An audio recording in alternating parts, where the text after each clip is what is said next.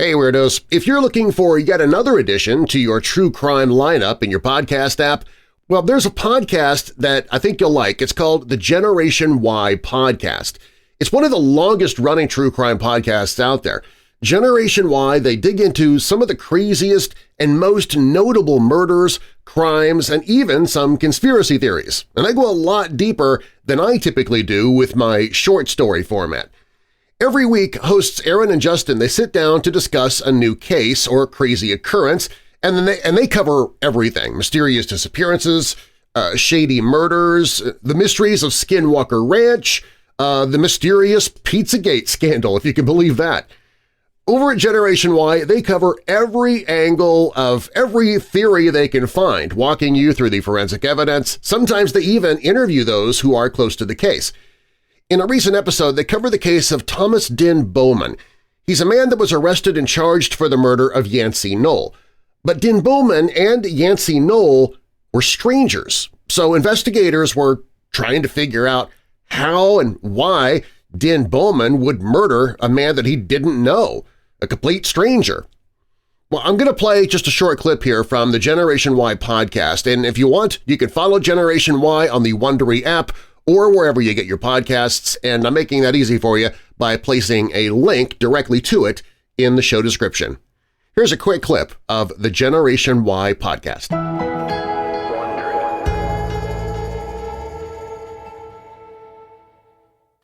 So Aaron, tonight's case, when I first heard about this, and I think you also, we thought it was a road rage incident. We thought it was a situation where two drivers get angry with each other and one pulls out a gun and ends the situation. But the more you learn about this case, the less it is about a road rage incident. What are we talking about tonight? Tonight we're talking about a 29-year-old named Thomas Din Bowman. We'll probably refer to him as Din Bowman throughout the episode. But on September 21st, he was arrested and charged with murder after he shot a man he didn't know named Yancey Knoll. And that's what this episode is all about. We'll get into it. So this was August 31st, 2012. So who are the two people involved with this? Yancey Knoll had a fiancée named Jody Wirtz, and he was described in the media as an outdoorsy guy who enjoyed fine wine.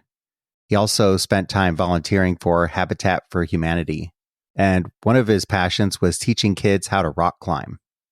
Din was 29 years old. His mother was from Vietnam, and his dad worked as a Boeing engineer. Now, he was kind of considered a genius. He was homeschooled after third grade, but he started college at age 12. And he was featured in a Seattle Times article in May of 1996. Now get this, when you talk about genius, he earned a BS in electrical engineering from the University of Washington. And when he was just 13, he was nationally ranked in fencing. And he even started an engineering company titled Vague Industries, which specialized in robotics. This was when he was still a young man. In his early 20s, he's acquitted of a burglary and a first-degree theft. He had been accused of stealing ski equipment from a store in Seattle. This is weird because he's pretty well off, or at least he portrays himself as such. So, yeah, and I know he's acquitted of it, but what was he doing attempting to steal some ski equipment? Well, again, he was acquitted, Justin, right? But the fact that this is on his record, this isn't the person that you would expect to see that happen to, right? In 2007, though, he met a woman named Jennifer Palm. She was a dentist. They were at an education seminar together, and they were married within a year. Yancey Knoll is 42 years old. He had just gotten off work. So Yancey's driving a red Subaru, and witnesses at 7:26 p.m. report gunshots. This is at the intersection of 15th Avenue, NE, and NE 75th Street in Roosevelt, Seattle. So there were 5 shots fired. These two cars were sitting at an intersection, the red light, and then shots ring out. It's 7:26 p.m. Witnesses hear these gunshots. They say the shooter fired 5 times and was just a few feet from other drivers in the intersection. 4 of the shots hit Yancey. One of them actually traveled into a nearby house. Witnesses then saw a silver BMW convertible leaving the area at a high rate of speed. The BMW went through the red light into oncoming traffic and was traveling so fast that his car actually caught air at the top of a hill. And he sped off through a residential neighborhood. Now, initially, people see this scene, Aaron, and they think possible road rage incident. They call 911, and the police show up, and they find Yancey Knoll bleeding to death inside of his car. He had 4 fatal gunshot wounds to his head. He still had his hands on the wheel. So this is not something that's going to be survivable. Now, there's a crazy story here that CBS was told by the woman who owned the house where that 5th bullet went into. And she said it sounded like a huge explosion. Now, apparently, after she heard the noise, she got up and went outside and she found the bullet. Apparently, when they checked her house out, the bullet had gone through her fence, through a window, through a lampshade, down a hallway, hit a picture, and then just dropped on the floor. Normally, it takes a lot more to recover a bullet from a crime scene. So this is very out of the ordinary and a huge stroke of luck for them. They can recognize it as a 9mm bullet.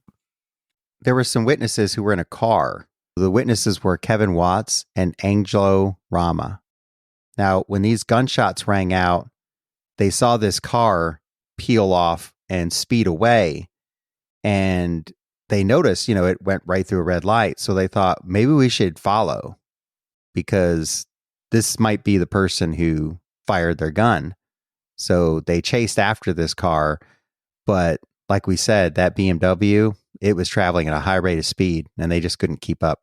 And they didn't want to keep up through a residential neighborhood doing, 80 miles per hour. So they backed off.